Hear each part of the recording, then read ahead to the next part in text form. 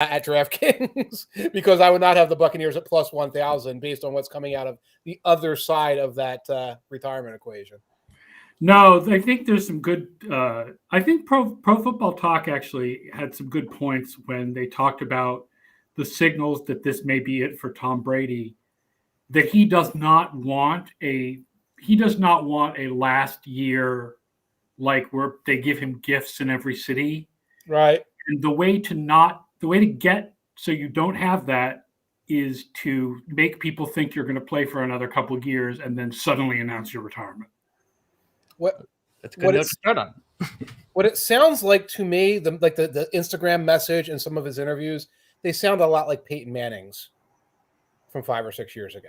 Yeah, and it also sounds a little bit like what he wants and what his family wants may be different things. Right, but family going to win this time. Yeah. Hi, everybody. Welcome to the Football Outsiders live stream for January 26th, 2022. I'm Aaron Schatz, editor-in-chief of Football Outsiders. I'm joined by Mike Tanier and Bryan Knowles for today's live stream, where we will be taking all of your questions on anything, really, the NFL championship round, the situation in New Orleans, the coaching carousel, GM hires. We'll take all of your questions. Hopefully you're watching live on either Twitch or YouTube, so you can ask us questions live, but we're also live, of course, on Twitter and Facebook, and you are listening to us after the fact on the Football Outsiders podcast network. If you are watching us, we are surrounded by little things. We are surrounded by little graphics. You get the stream schedule. You get our offer for FO Plus, 99 cents a week for an annual subscription, still going. You get our odds to win the Super Bowl in one corner. Links to find us on all your favorite social media. Don't forget, by the way, to subscribe to the show on your favorite social media so that you get all of our shows. We'll be back again tomorrow, of course, like doing specific previews of the games. But today is sort of the general, let's talk about everything. Yes. Good afternoon to Joey Sucks. And it is afternoon for Bryan. Just barely. Despite being a 49ers fan, Bryan is in Chicago. Yes. Cold in Chicago. Yeah, for the weather. That's exactly why I moved here. So it's fantastic. For the great weather, because I saw Ryan Poles pull up in his new Mercedes, and it was really cold in Chicago. Yes, not cold inside that Mercedes. I'll tell you that very much. The advantage of being the general manager is you get to watch the game from behind a window. Good point. So the first question we got, we put out there on Instagram and Twitter that we're doing the Ask Us Anything show, and we get a few questions before the show starts. And the first question that we want to take on is from Parker Shorey, who just asked, how do I make sense of this New Orleans situation? Which is a pretty all-encompassing question, but obviously the world was shattered yesterday when Sean Payton announced his retirement. Other than Brandon Brooks retiring today, I cannot think of a single retirement in any facet of life that would be a bigger news story right now than Sean Payton retiring. I can't think of a bigger retirement. But in our world, it certainly is a very big retirement. Obviously, look, Payton led a lot of years of success in New Orleans, and we can talk about how much success was due to Breeze and how much success was due to Payton. It is notable that Payton had a better record without Breeze than Breeze did the year that Payton was suspended. Obviously, the success had a lot to do with both of them, and now they are both gone. So the first way to make sense of New Orleans' situation is just they're both gone. Like the quarterback and the head coach that led you to all the success over the last 15 years are both gone. Arjun Menon from PFF had an interesting tweet where he showed the amount of restructurable money for every team, and then the amount that they're over the cap. And the Saints have a lot of restructurable money. Yeah. Even though they're like $74 million over the cap or something for next year. And you were not a big fan of that take, Mike. And I think part of the reason you weren't, if I can kind of get ahead of what you might say, is that the problem with that take is that there's no talent left after all the restructuring, right? Right.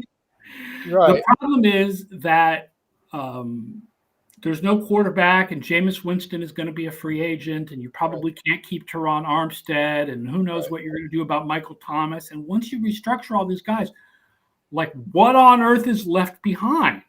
Right. You're restructuring Cam Hayward, I guess, or Demario Davis, or some other 30-something, or one of the younger players who's not a blue chip player, that somebody that you want to keep on and on and on.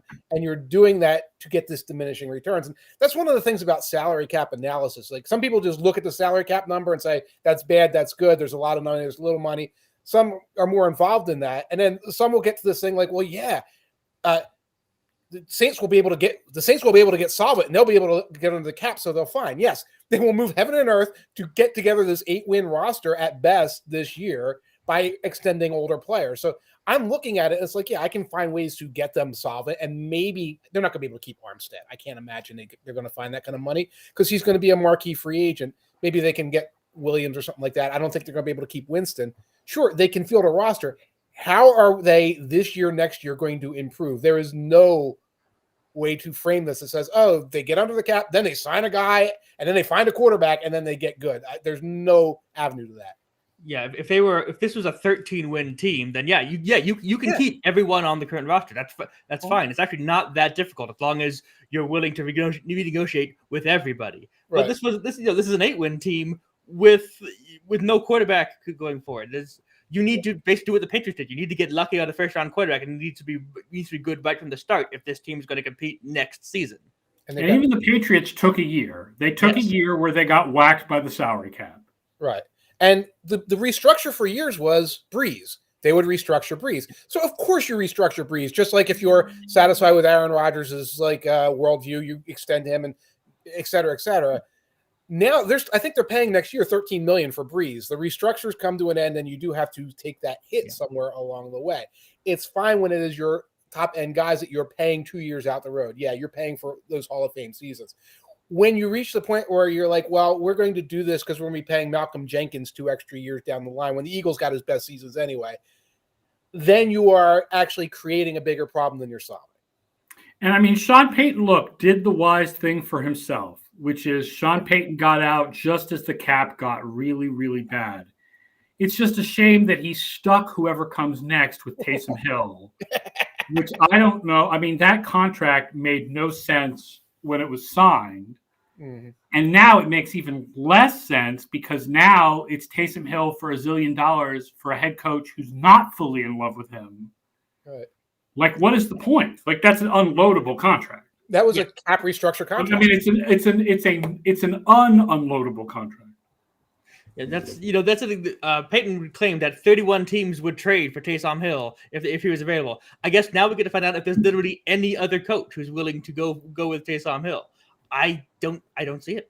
I mean, I've been wrong before because I am an idiot, but that seems to be a major flaw in your coaching set. You have to find someone who is comfortable working with Taysom Hill. I just don't know if that person's out there. No. And somebody mentioned in the chat, the Eagles got slammed with the cap this year, and they're still trying to manage out. That's your best case scenario, I think, for the Saints next year is this Eagles season where Taysom does sort of Jalen Hurts type stuff. You get a young rah-rah Ziz-Pumbaa coach that keeps the older players kind of happy to be there, et cetera, et cetera. The schedule punks out like the Eagles schedule punked out this year, and that's very possible for the Saints, especially if there's another retirement that we cannot possibly imagine coming down the road, and you squeak to 9-8. So that's possible, but that doesn't necessarily solve the problem. Also, there's no 3 first-round picks. Also, Taysom, if he does this, is 33 or whatever he is. He's not Jalen where you say, oh, well, he might still develop and might still be useful. By the way, I joke about Sean Payton, but would you agree with me if Tom Brady announced he was retiring today, that would get more news coverage than Stephen Breyer? If Tom Brady was retiring today, I would assume it would be to get nominated for the Supreme Court itself. So, yes. And somebody said that Sean Payton was making a Supreme Court run in the chat. The Supreme Court run, you're talking about Jerry Jones's tennis court right? That's the Supreme Court that Sean Payton's going to run. Yeah. Jim Steckschulte says, how do I react to the Chicago beat writers' incessant need to breathlessly point out that Payton grew up outside of Chicago and played in college near Chicago, and we all agree where he's going next, right? Like, unless the Dallas Cowboys go to the Super Bowl next year, Sean Payton will be taking over the Dallas Cowboys in 2023. Everybody feels that's the way it's going to be. I don't know anybody who argues against it. He is not going to Chicago Bears, especially because I think he is honestly telling the truth when he says he wants 1 year off. Yeah. So he's not going to any of the openings that exist now. He's going to an opening that will exist in a year. And let's all be honest, that opening is probably going to be the Dallas Cowboys. Right. Your local beats have to do these things for engagement. Not everybody is a fan who really understands these things. You know, there are generalist fans out there and people who are just so you pump the local angle. It's the job. We have to do it. CCX3 asks, who wins the NFC South with Payton and Brady gone? It depends, obviously, on who the new quarterbacks are of those teams.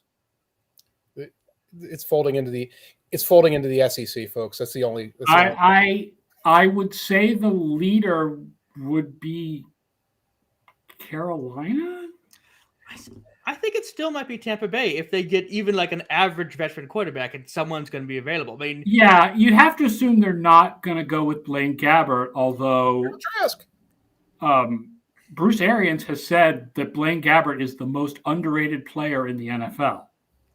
Well, he might be right because we rate him pretty damn low. Yeah.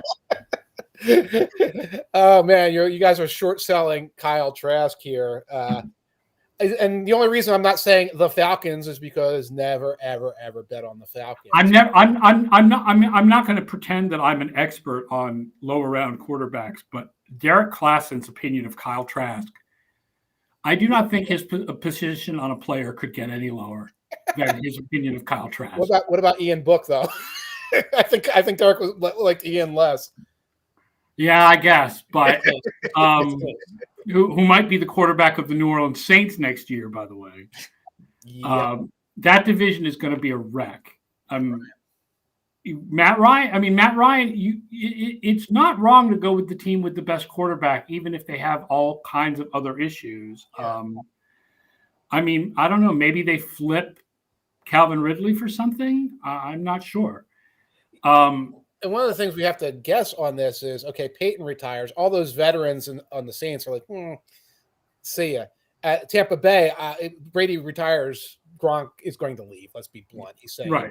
He'll retire. I don't see any reason why Gronk would want to play for another quarterback. Right. Sue is going to go find another paycheck someplace else, and you're going to these veterans go. These teams could go down pretty quickly.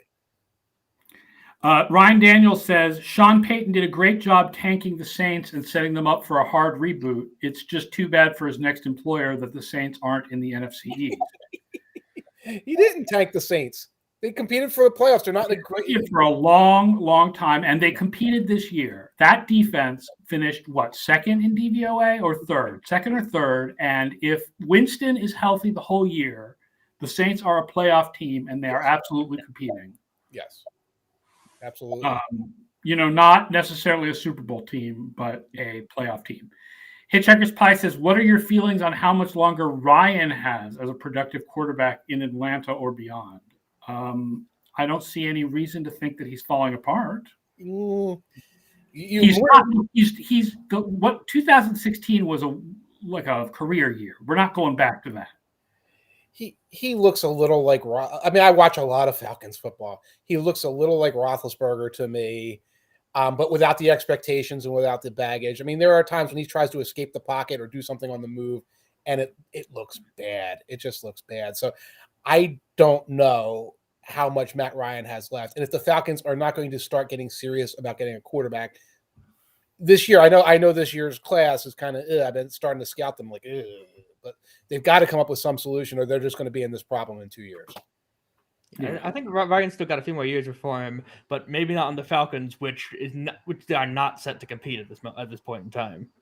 Like if he well, can go somewhere. except the NFC South may be such a wreck next year that they are absolutely set to compete if what they want is to win the division and hope that things happen in the playoffs. I mean, yeah, you could go for a 2020 Washington future here for you. I don't think that should be the goal of anybody in particular. Right. So, I mean, I hope that that's a good answer to making sense of the New Orleans situation. It's not a situation that is complicated. It's, they reached the end of the salary cap wall and Payton said, I'm not staying for the rebuild, and left. Yeah. It doesn't take a lot of explanation, I don't think. He will be in Augusta at the Masters in one of those VIP tents, sipping a cocktail and having a good time. And then he'll start getting the urge again, and we'll see him again in Dallas in 2 years. Jeff Masterson asked a few minutes ago, as a sports bettor, I am interested in predictive stats. Have you at FO ever done modeling to look at which of your adjusted stats are correlated to results and to what level? Thank you for saying that you love what FO does. I mean, listen, the general goal of DVOA, when it started, the goal of DVOA was sort of to split the difference between correlating to past results and correlating to future results. The more we work with it, the more we sort of tried to change it to be much more correlating to future results. So the goal of DVOA is to correlate to the future. Early in the season, you want to use Dave, which incorporates the preseason priors, because obviously you don't want to believe things like the Carolina Panthers are the best team in the league after 2 weeks of sample size. But in general, yeah, Dave and DVOA are the main stats to use to correlate to results. And that's how we try to predict games. And that's how we try to predict things going forward. And obviously they're not perfect, and we'll work on more ways to improve them this offseason. I have some ideas like looking at blowouts and how teams perform in the fourth quarter of blowouts, and possibly reducing the effect of turnovers for defense, because we know that turnovers for defense are a little bit more random than turnovers for offense. And so we have some ways to look at it and try to improve things going forward. That's the best, that's what we do. So I would say use Dave, and then use weighted DVOA or use regular DVOA. And yes, as the whoever is doing the channel says, check out the FO Explained folder on our YouTube channel to learn more about the basics of these stats. And of course, you can always ask us questions. Send us emails through the contact form on the site, ask questions on the chat on this live stream, etc. And subscribers get weekly picks. And subscribers do get weekly picks, which were at 53.5% this week against, not this week, this year. Regular season against the spread, 53.5% this year. So we pick almost every game when our predicted line comes within 0.1 point of the actual line, which happens more than you'd think. We don't pick those games. Okay, another question that we got before the show, and this really gets us into talking about the championship round, but also last weekend's games, from Boone's Pacemaker, was, now that Allen and Mahomes have transcended time and space, how does the rest of the league catch up? The AFC title game feels more and more like a ritual sacrifice to the gods than a ball game. I have a contrarian view on Allen and Mahomes, I think. I think I have two contrarian views on Allen and Mahomes. But it's up to you. Do one of you want to go first, or do you want to hear my contrarian views? Let's have the contrarian view. Let's hear it. Number one, I don't think that this is some kind of gigantic change in how the NFL works. I think that it has always been the best thing to have the best quarterback. And I certainly can imagine teams coming out of the 2006 AFC Championship game, which was a shootout between Manning and Brady, saying, they're coming for you, man. They are coming for you. You broke internet law by exercising common sense, and they are coming for you. I can imagine people having said, if we were doing this in 2006, if Twitter was big in 2000, how on earth is anybody supposed to beat Manning and Brady for the next few years? And they did. Right? Like, were Manning and Brady way far ahead of the rest of the league? Yeah, pretty much. Did teams beat them anyway? Yes. They found ways. Not that much. Not that much. It was better to have Manning and Brady than not have Manning and Brady. But teams found ways. I feel like there is a lot of randomness in professional sports. There's a lot of randomness in the National Football League. Teams that do not necessarily have one of the 2 or 3 best quarterbacks will win championships because they'll go on little 3 and 4 game runs, or their defenses will play really well, or the quarterbacks will have bad games. But obviously you would rather be Kansas City and Buffalo right now than anybody else, or almost anybody else, which is my other contrarian take, which is Matt Verdam put up a thing about ranking the top 5 young quarterbacks in the AFC. Who would you put in what order? And I put Herbert ahead of Allen, because I think that the fact that Herbert is more consistent from game to game than Allen does matter. And I think Herbert can also do things that transcend time and space. I guess that game against the Raiders was so long ago that we all forget that he converted 4th and long 937 straight times. But he didn't lose the coin flip at the end, so I mean, so first of all, I don't think Allen and Mahomes are necessarily the 2 best quarterbacks in the league right now. Because I think I would take Herbert above Allen because of the consistency. Like, what Allen can do on his best days is unbelievable. Like, there's no question. Like, when Allen's at his best, he's phenomenal. And the last 2 weeks, he was absolutely at his best. But it's hard to shake that 9-7 loss to Jacksonville. That those games came along more often for him than they did for Herbert. Like, Herbert has bad games too. Yeah. But Allen is less consistent than Herbert or Mahomes. I think we're saying the same thing, though.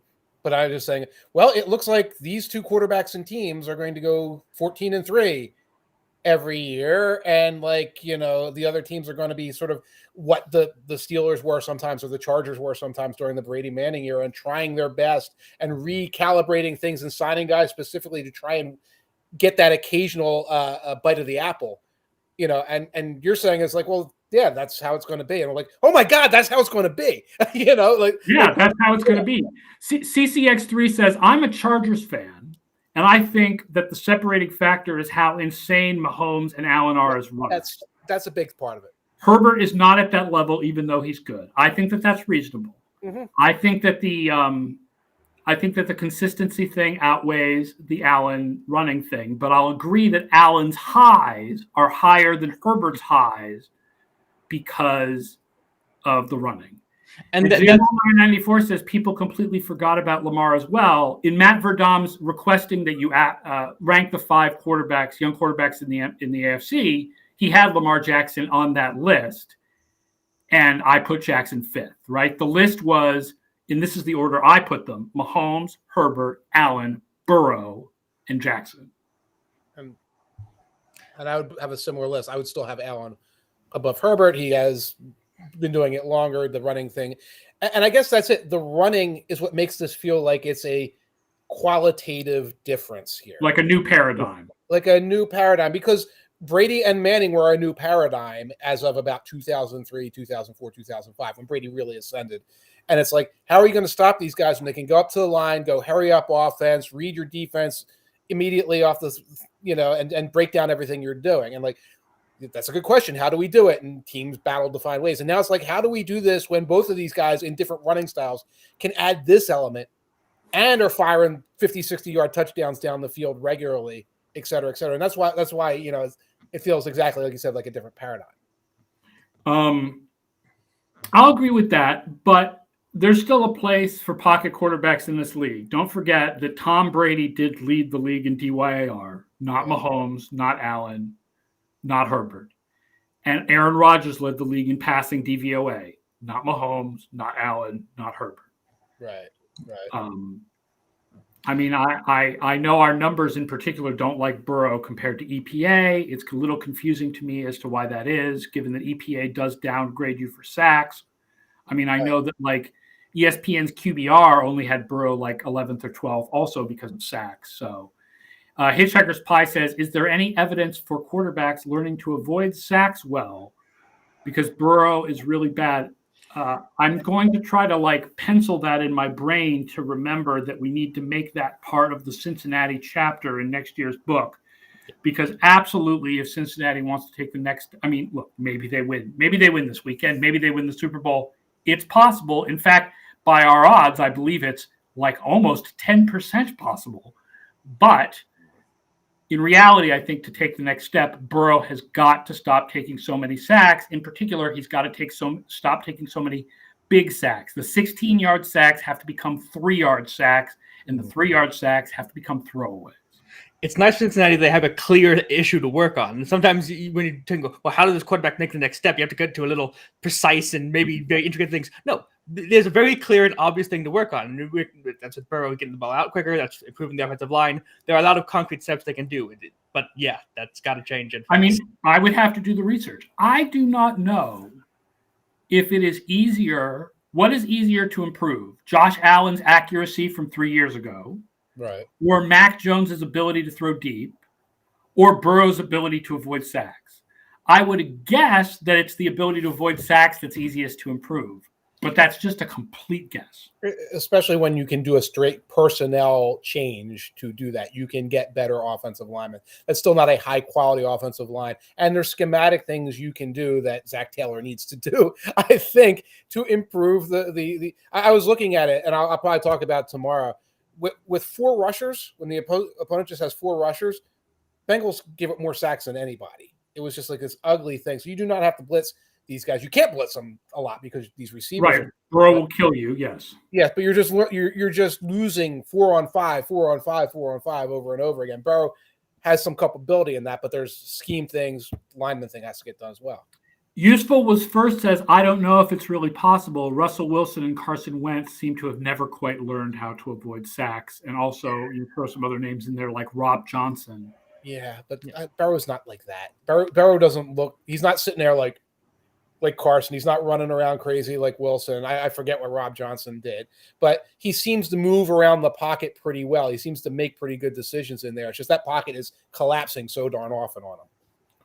Yeah, but I don't think it's just that. Obviously, I think a better offensive line would help hide the problem he has taking sacks, but he has terrible, he takes a lot of sacks. That 16-yard sack that knocked him out of field goal range was brutal. Yeah. He absolutely had to throw that ball away. Right. That's fair. I don't know what he's got as check down options, too, sometimes. Yeah. He's got Mixon and he's got Uzuma, and I'll point out, by the way, if you're making prop bets, that the Kansas City Chiefs were, I believe, 26th covering running backs in the receiving game. So that's just a little prop bet thought. We'll talk about that more tomorrow. Hitchhiker's Pie says Tom Brady in 2001 had an 86 sacks percent plus. That's the Pro Football Reference index of how his sack rate was compared to the average. Then reached 111 the next season. So, yeah, Brady as a rookie took a lot of sacks. So Burrow, it's only been 2 years, so he could improve. Rodgers has always been average or below average, apart from when he was randomly great in 2020. He threw the ball away so much in 2020. That was the league. That was the year. I think he just had so many throwaways. Devontae's not here. But downfield passers are going to take more sacks. Scramblers generally take more sacks. Guys who are expected to play more vertically, whether it's scheme-wise or their personal proclivity, whatever, are going to take more sacks. And that's Rodgers, certainly. That's Wilson on both sides of that. Doesn't mean it's optimal, et cetera, but Burrow is expected to be a downfield passer, has a reputation and quality of a downfield passer. We've got to minimize those sacks. They're probably not going to go away unless you build the 1992 Cowboys line. Right. Joey Sucks asked us before the show, is there something to defensive lines running out of gas at the end of games, either against quality opponents or late in the season, between anecdotes like the Rams D falling apart and the 10-1 record of playoff teams who win the coin toss with the current overtime rules? It feels like a thing. All right, so let's talk a little bit about overtime rules because a lot of people have talked about them. I think you looked into this, Mike. The 10-1 record of playoff teams when they win the overtime toss is Like some of those wins are not on the first drive. I'm laughing because Brian sent me the stuff on Twitter and you threw it to me. You looked at the data too, right, Brian? Yeah. I think like about half of those wins have just it's definitely an advantage going first, but it's not a huge advantage going first because half the time you get stopped, then you stop them and get the ball back. Yeah, it's great to always have the first shot at it, and it's back and forth thing. But I don't think it's this crazy problem that all of a sudden you have to change the rules to handle the fact. And I think that looking at 11 games where most of the time the better team won anyway, that's such a small sample size that people are just going, oh no, but Josh Allen lost when 3 years ago, but Patrick Mahomes lost. Good quarterbacks lose in the playoffs. It happens. It's really going to be okay. Right. I believe, was it 6 teams went down the field and scored a touchdown? I believe that's right. Yes. I believe, and then the rest of them, and then there was one with the Saints game where it was back and forth. But one of the Magic 10 and 1 was the double overtime game between the Ravens and the Broncos. Now, of course, the coin flip disappears from meaningfulness after a certain number of possessions. Otherwise, we'd be talking about the team winning the opening toss and the game winning the game here. So the 10 and 1 is really manufactured. So I mean, I agree with you, Brian. I think it's an advantage to go first. I think everyone does. That's why teams will receive. But I don't think that we have this miscarriage of justice that we're talking about right now all across the internet now 3 days afterwards. I think that no matter what you set the rules at, somebody has an advantage. Mm-hmm. And it is impossible to set rules for overtime where neither team has an advantage. Unless you go back and forth until you get a stop, and then the team they play next week gets the advantage because they beat the crap out of each other until 3 a.m. Even the back and forth, you give the team that goes second has an advantage because they know what they have to do every time. Right. If you start going like Calvin ball rules, you can actually start taking rid of that. Like first team gets the ball and does whatever, and the second team has to beat that maybe. So if you score a field goal, the second team then has to score a touchdown. Right. But that's what the college rules essentially are, and the college rules give a major advantage to the team that goes second. Yeah. I think honestly the simplest answer for this, if you're upset about the coin toss, get rid of the coin toss in overtime. Have the home team get the ball first in overtime every time. In the regular season, that bounces out because half the time you get it, half the time you don't. And in the playoffs, it's part of the advantage of being the better seed. You earned that coin toss. That way, everybody knows what's coming up. Everybody knows that it's the fourth quarter. You know who's going to get the ball. So if you score a touchdown, if you're the road team and you score a potential game-tying touchdown, you can decide, do we go for 2 right now and avoid overtime and put all our season on this play?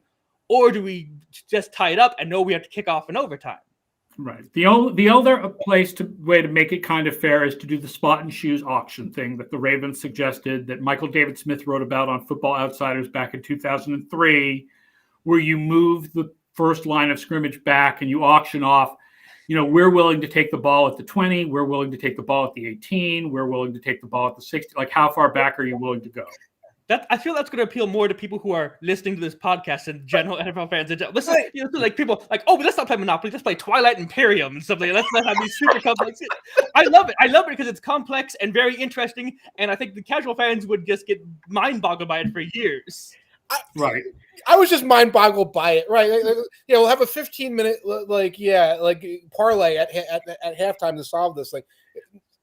No, you're exactly right, Brian. And I love your solution. Yeah. If everyone's going into overtime saying they're going to get the ball first, it's going to impact the fourth quarter policies too. And like the team that the home team might be like, we'll just play for the tie and go overtime. The other team will try to stop it. It's not the end of the world if you do that. Hockey did that for forever, to play for the tie on the road and all that stuff. So also, I'll note this. Because one of the questions we got was, what changes can you make to avoid overtime? Well, the number one change you can make to avoid overtime is to get rid of overtime. If you erased overtime from the league this year and made all those overtime game ties, exactly 2 playoff teams would change, and no team would move more up and down more than 1 seed. Mm-hmm. The Eagles and Steelers would be out, and the Saints and Colts would be in.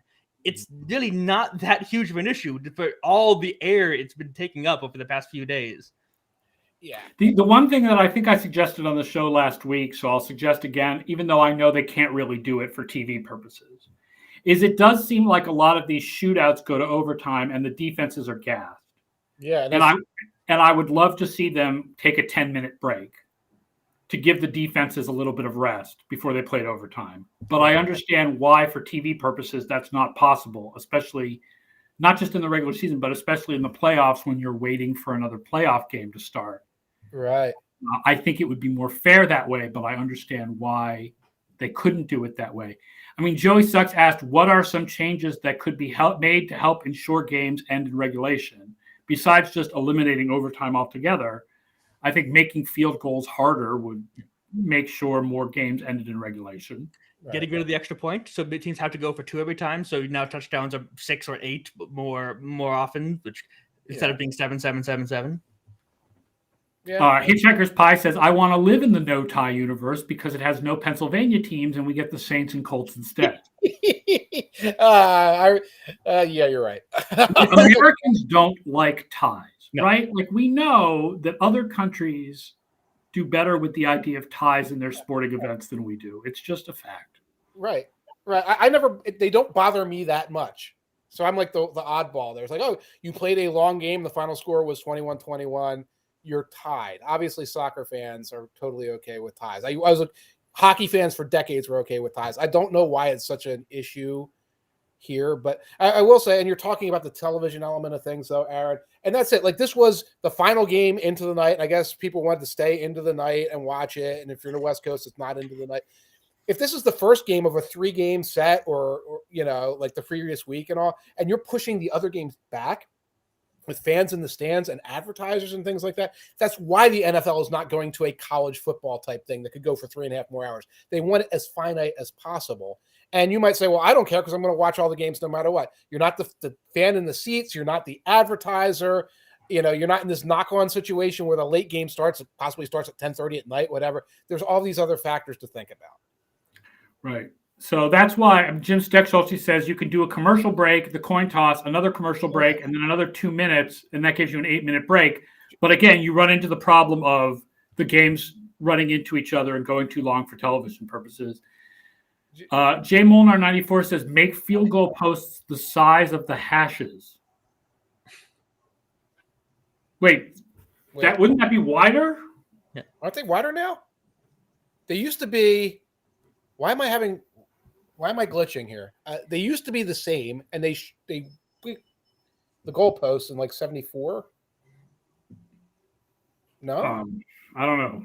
Wow, we just short-circuited. I don't remember the history of the goalposts. I apologize for not remembering the history of the goalposts. We're lost now. Another question that we got earlier. Hold on, if I can get this to scroll back. I can't get it to scroll back, so. Do we know what percentage of outright wins in the NFL is based on first possession? I have no idea. Yep. Just like wins across every game, like you receive first win? It's about 50-50. You would imagine. And if it's like 50.5, that's randomness. Yeah. Probably. Right. Rivers says, I think the biggest feeling of unfairness is just that the Chiefs got the ball twice in a row. Well, that's... Yeah. It would feel more unfair if the Bills hadn't also gotten the ball twice in the last 2 minutes. Like, if this was something where, someone had spent 8 minutes on the game-tying field goal drive and then gotten the ball and spent 8 more minutes before they finally scored, that would feel a little bad if your offense was on the bench for 40 minutes of real time. But the Bills had the ball plenty. It doesn't feel that unfair to me. You just get a stop with 15 seconds left. And had the teams been grinding in the fourth quarter and not scoring, people wouldn't care. We want to see 17 more highlight reel touchdowns, because we saw a bunch of them in the fourth quarter. And I mean, I can relate. Yeah, I do. But yeah, but like in another game, you might not. Oh, I need to see Mitch Trubisky get his chance to answer. Because it's back when no one in the Super Bowl is like, I need to see Matt Ryan answer after the Patriots came back and rolled all over the Falcons. It's a different thing. And by the way, Elijah G is saying the rugby rules. Those were football rules. Like, you had to kick from the place you went into the end zone, in the 20s and 30s up to a certain point. And the hash marks were one of the things that they did to say, well, it's this hash, that hash. But also, wasn't it in the early days, Brian, you know better than I do, the guy who scored the touchdown had to kick the extra point? That for a very brief point of time in the NFL, yes. Right. They eventually got rid of that fairly early on, but yeah. Right. That'd be cool. The answer to CCX3's question, is there any reason not to adopt the Ravens' proposal, is that it is too complicated for the average fan, which is different than the average fan who watches the Football Outsiders live stream. Simplicity is a virtue. It is a virtue in and of itself. Right. So if I don't understand it, I don't want to endorse it. And TrueMax says, what if the NFL did alternate shootouts after overtime like they do in soccer, since NFL fans hate ties? I like that the current type of overtime in the NFL makes both teams play football. Yeah.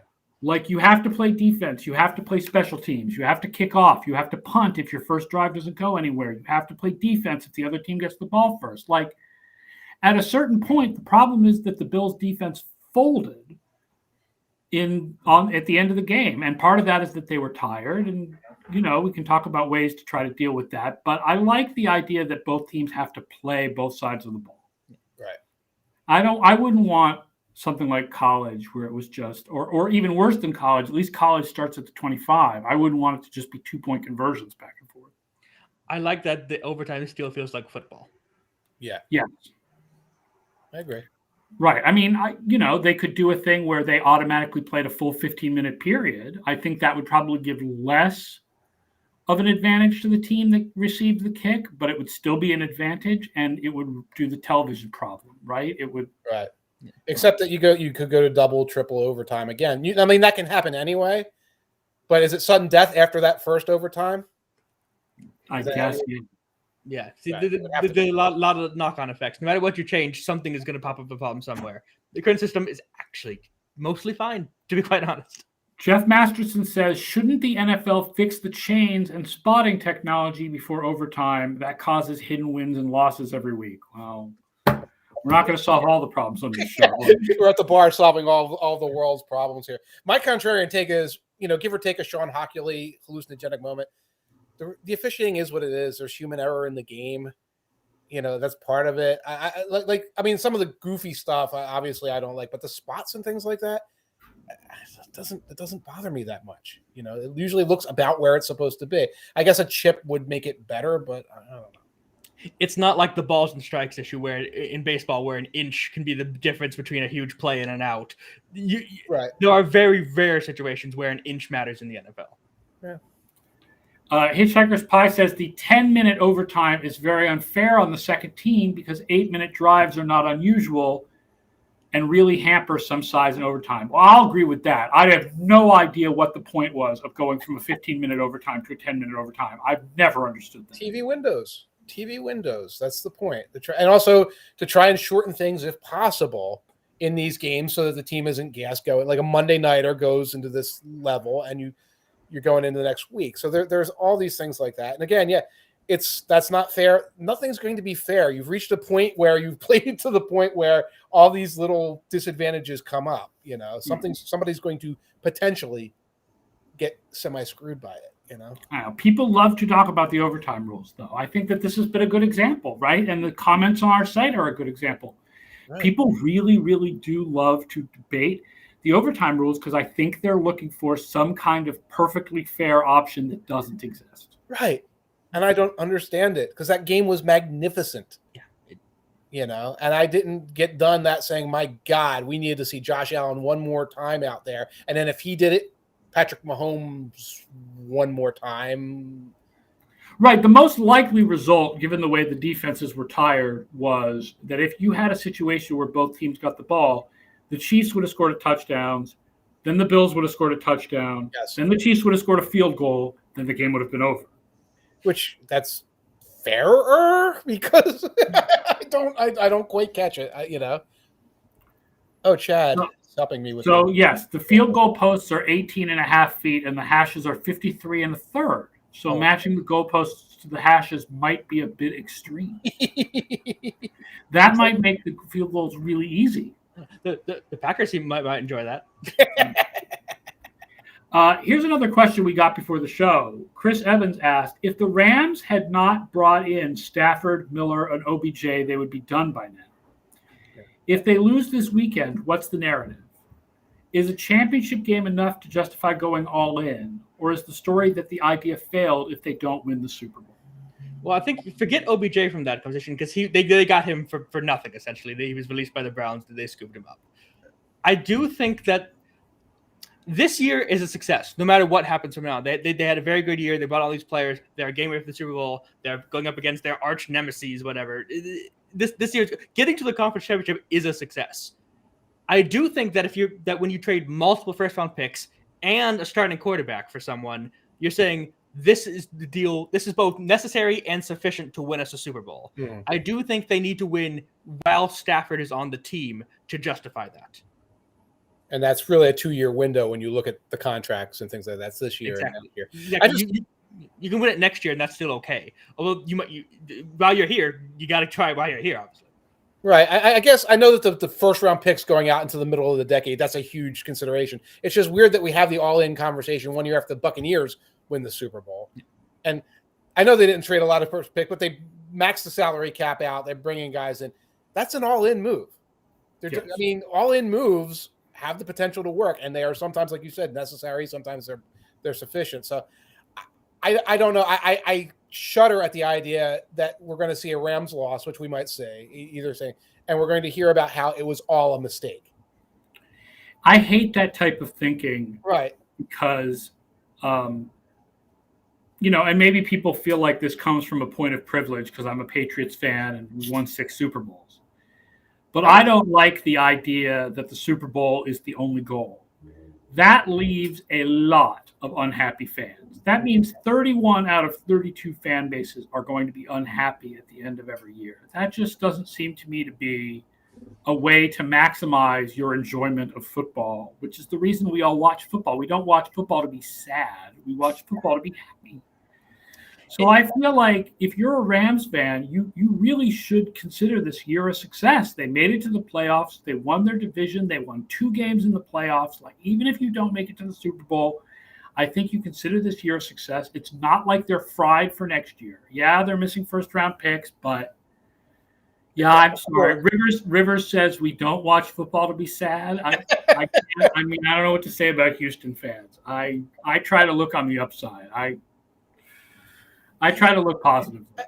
I think it's fair that different teams have different expectations, though. Right. Like, just looking at the 4 teams here, it's a bigger deal if the Chiefs or Rams don't win the Super Bowl, because the Rams have gone all in. They've put all these effort in to getting everyone together for this year and next. Right. The Chiefs have the $500 million quarterback. Anything that's not a championship feels like, well, you feel your team is the best in the league. You got to try it. For the Bengals, who hadn't won a playoff game in a generation and a half, getting here is a huge success because, wow, you've gotten a long time. Looks like you've got your quarterback and your wide receiver for the next decade. Now you can build around that. For the 49ers, you got here in basically a transitional year. You run this back next year with hopefully a better quarterback. So right. I think there's definitely more of a feeling of failure for the Rams and Chiefs if they don't move on than it is for the Bengals and Niners, who are playing with more house money at this point. Yeah. And I see Packers fans when they're mad every year because they've reached this level and they keep tripping over things. So I understand the anger and frustration about that. But, when you look at your team and say, well, here's what we did for you fans. Here is what we did for you. We changed the paradigm of what we're going to do and bring these guys in. And look how much success we had at it. That, from somebody who studies the games, like, I understand what they're doing. I understand the risk. It seems like a reasonable risk. A fan would be like, they're giving me everything I can possibly ask for. They're taking their best shot. It's not like what I would hate to be the narrative that no one would talk about is if, Jared Goff was here and they lost in the wild card round, and they did, and Deshaun Jackson got hurt, but Odell was out there, but the culture of the team, we didn't do it. And no one would talk about that, but then there would be no enthusiasm. There would have been no game this week. There would have been no Monday night massacre of the Cardinals, all these other positive things that the Rams have done. Jeff Masterson says the Chiefs have been there and will be there. The Rams might be 1 or 2 and done, so the Rams have to do it now. I agree there's more pressure on the Rams, but I'm just saying I wouldn't want Rams fans to come away from this unhappy about this year if they lose this weekend. Right. And that's it. It's watching it as a non-fan, like, this is exciting every week. The team is exciting to watch. You don't know what's going to happen next. That game was exciting. And like, they look like one of the Super Bowl teams all year. We would not have been having that conversation with Jared Goff and these other guys in there. So that's part of it. And I think it goes back to what you say, Aaron.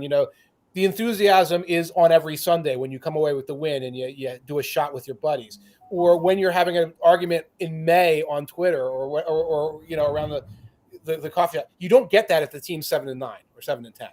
It's not that level of interest. Those are the things that are part of the equation of being a fan. Say Stafford wins the Super Bowl on the back of 2 more good to great performances. What more do you want from him for the Hall of Fame? Occasionally being one of the top 3 quarterbacks in the conference might be a good start. I mean, I don't think a title or 2 is really going to help him out that much, because he doesn't have he has the raw yardage numbers, stuff like that, but he doesn't have the acclaim that you would expect for someone on a Hall of Fame trajectory to have at this point in his career. He's probably better than Jim Plunkett, but I mean, not everybody who wins a Super Bowl gets to go to the Hall of Fame. No, he's not a candidate in any meaningful way at all at this moment. He wins a Super Bowl. He has put one of the first things in his resume that would make him a Hall of Fame candidate. And then we'd have to see, well, if you become a 2-time winner, then we can probably talk about it. Joe Theismann would be an example of a guy who had a Super Bowl victory, who had a loss in a Super Bowl, who had a lot of great couple years is one of the top quarterbacks in the league. And was not ever considered a serious finalist level guy. So that's a good comparison to Theismann. On Pro Football Reference, Stafford has a Hall of Fame monitor of 58.44, which puts him right between John Hadle and Phil Simms, and that's kind of where he is to a certain extent. Right above Donovan McNabb, right below Steve McNair. It's that kind of range. Which, I mean, it's been a good career. Don't get me wrong. There's nothing embarrassing about not being a Hall of Fame quarterback. I don't think anyone's unhappy about him. But he's got to have a Brady second half of his career if he wants to end up in Canton. Now, if we want to really make people argue, we point out that Eli Manning's career is pretty similar, except for the fact that he has 2 rings. Yes, except for the fact that he has 2 rings. Except for the fact then we would be here for hours. Right. And I don't love Eli as a candidate, but that's what it boils down to. If Stafford gets 2 rings, then we can go into that situation. And he has 2 rings and did not play in Oakland. Yes. Or there was a question from Hitchhiker's Pie about, as fans, what would we rather have? 1 year of your team with a 50% DVOA, 2 years at 40%, 3 years at 30%, or 4 years at 20%, which is a DVOA stat way of asking the question. Would you rather have 1 year where you were a historically dominant, very likely to win it all team, or would you rather have 4 years where you were pretty comfortably in the mix? I'm very much it's really your preference as a fan. Right. I want to be in the mix as much as possible, because the playoffs are random enough that the best team doesn't always win, or else we'd be talking about the 19-0 Patriots still. It's nice to occasionally. The more times you're in there, the more tickets you have to the dance, the better chance you have of winning. So I'd much rather have the 4 or 5 years of being very good than just the 1 year of being all-time dominant, because Eli Manning's happen. They do. And I'd rather you would want to avoid that with the insurance of being there over and over again. I keep looking at the 1 year of DVOA of 50%, and my brain goes to 2004 Eagles. And that was majestic while it was happening, and it's now a bitter memory in there. So but the thing is, that's different because they were also the 3 years of 30% before that. So You're right. I want to root for a winner. I want to go out on Sunday and say I have a big chance of winning. This is going to be exciting. The bar's going to be full. We're going to be talking about it all week. I want that, and that's what you get for years and years of being a high quality playoff team.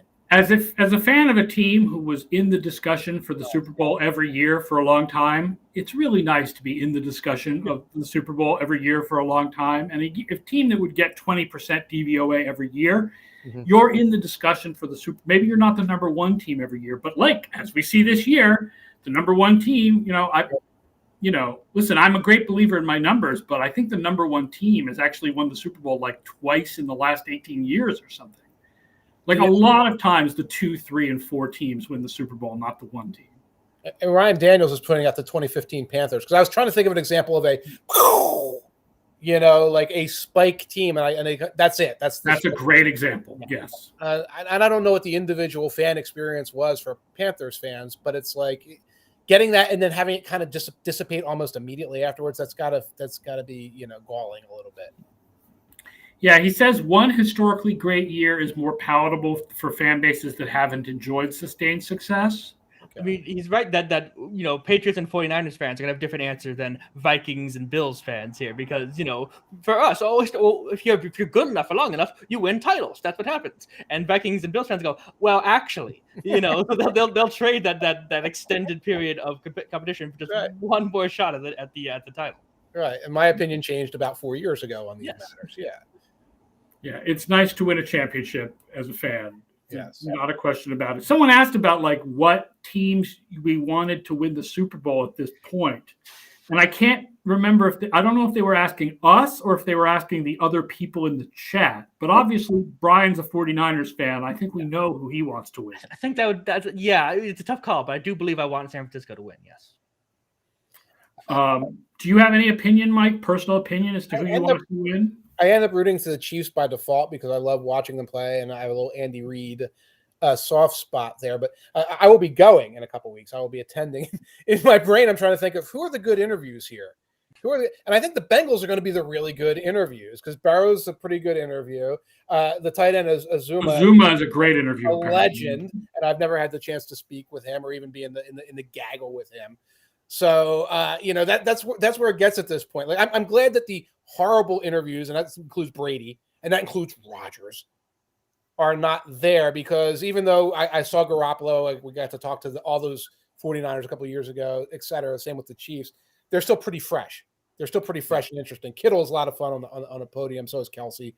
So I guess I'm rooting for the Chiefs, but professional interest. Yeah.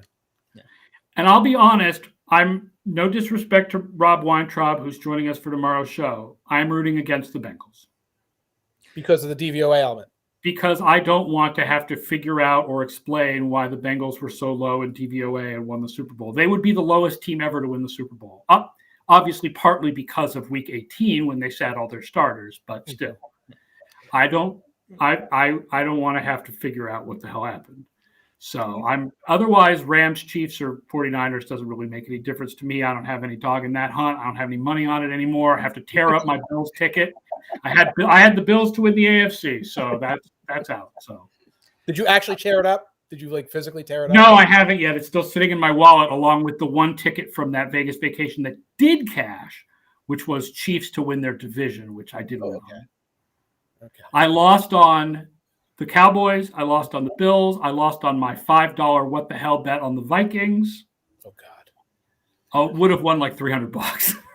Tomorrow on the podcast, rip them all up for us. So, and then I have the Chiefs ticket. I still have to send in for the Chiefs to win their division. Right. Who are the worst DVOA winners? The 2007 Giants are the worst DVOA of any team to win the Super Bowl. And that was not surprising because that was a bad team for much of the year. They were not considered taken seriously in any way as a Super Bowl contender for much of the year, and then they were at the end. Right. I did this actually for a podcast that I recorded earlier today about the 91 Redskins. The worst team to ever make the conference championships by DVOA is the 1995 Indianapolis Colts with Jim Harbaugh as the quarterback. They were 9-7 and made it all the way to the conference championships. The worst team to ever make the Super Bowl was the 2008 Cardinals, primarily because they had that snow game against the Patriots in Week 16 that they lost 47-7. And the worst team to actually win the Super Bowl was the 2007 Giants. Yeah. I remember those 2008 Cardinals beating the Eagles in the championship game and a wild back and forth game where they came back on them late in that game. The Eagles, who were actually number one in DVOA that year, despite being 9-6-1. We were. 2008 was a weird year with no good teams. And the message boards came after us that year. They were coming out like, this is thumb on the scales for some reason. That like you were an Eagles fan or something. I remember that now. Flynn, you'll have to watch my Twitter to figure out the podcast. It's some Washington podcast. I don't remember exactly what it's called. And Chad Reuter finished this up. How much did Kansas City's defensive DVOA improve since the quarter poll? I believe they're like sixth. I believe they're like sixth in defensive DVOA since like week 6. They were last for the first 5 games, and then they're like sixth since then. So, I mean, yeah, dramatic improvement from the Kansas City defense. No question about it. All right, folks, that does it for today's show. Do not forget, first of all, do not forget to watch us tomorrow at 1 p.m. It'll be me and Mike with Rob Weintraub, our resident Bengals fan, plus Vince Verhey, covering the conference championships and doing all of our stat previews. And then also check out Splash Play. It's the big show with lots of DFS talk Monday, Thursday, and Friday at 2:30 p.m. So you'll want to check that out also tomorrow. And then Friday, Scott Spratt will be back with his DFS overview. Thank you to everybody for watching the show. Please subscribe and like the show. Tell your friends about the show. Spread the word about the show. We'll be back again tomorrow at 1 p.m. to preview the conference championships.